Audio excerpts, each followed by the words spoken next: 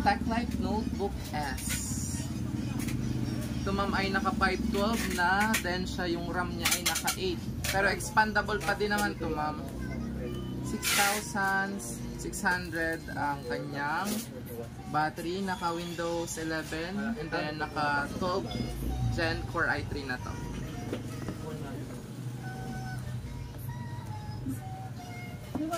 Yes po, 1 year service warranty to ma'am.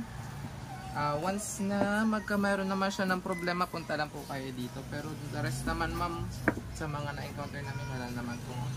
Or on update lang yung nagiging ano niya. Nagiging problema niya. Yung halimbawa na expired yung kanyang mga Windows.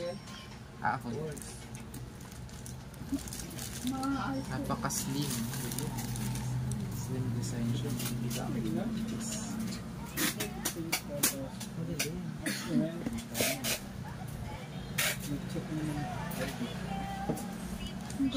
Ganda ma'am. Sige ma'am.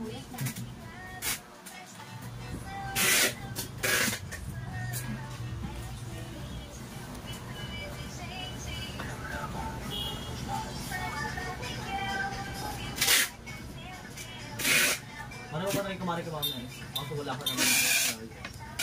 Ayan. Tignan mo yun ng last week. Ay, itong buhay. Nakaseparate ma'am yung kanyang buhayan. Pagandahan ma'am dyan, pag nakaseparate yung buhayan, in case na masira tong ating keyboard, mabubuhay pa natin siya. Unlike ma'am pag nandito din yung kanyang power button, was na damage yung ating keyboard, hindi na off it. Ano pa rin address? Ano pa rin address mo? Ano ba ito? Hindi din na ako. Burgers na. Ito yung kanyang charger. Ang charger ay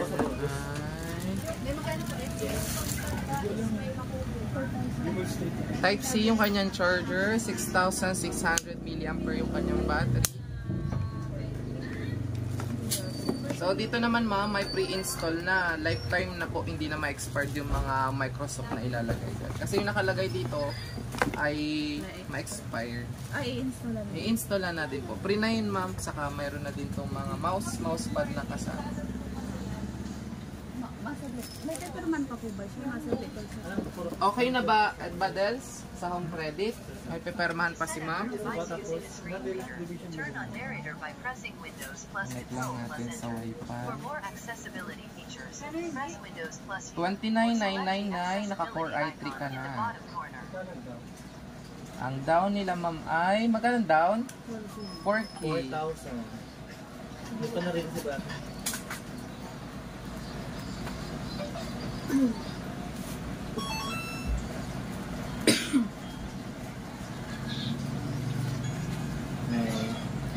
Ay, wait lang ma'am, at ilagawa tayo ng Gmail account. Tanda mo naman ma'am yung Gmail account mo?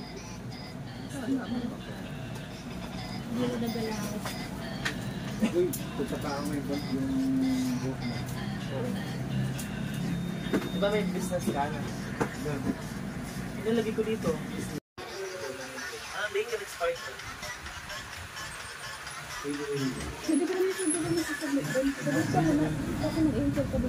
Title Core i3. Power button. Yung kanyang mga USB type na pwedeng ilagay dyan.